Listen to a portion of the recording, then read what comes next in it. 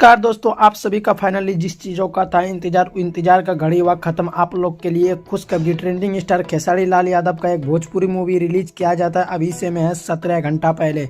जी हाँ दोस्तों, चैनल का नाम होता है इंटर रंगीला। जी हाँ दोस्तों, इंटर रंगीला यूट्यूब चैनल से रिलीज किया जाता है।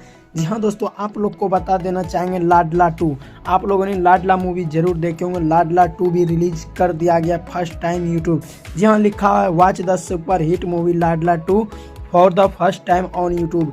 जी हाँ दोस्तों, पहली बार इसको यूट्यूब पे रिलीज किया गया है। जी हाँ दोस्तों, आप लोग को बता देना चाहेंगे कि आखिर इसमें कौन कौन लीड रोल में नजर आ रहे थे। जी हाँ दोस्तों, कास्ट में आ रहे थे खेसारी लाल यादव और मेघाश्री लीड रोल में नजर आ रहे थे। जी हाँ दोस्तों, इस मूवी को 17 घंटा पहले रिलीज किया जाता है। Ladla 2 Khesari Lal Yadav Meghashree new Bhojpuri movie 2024 super hit film.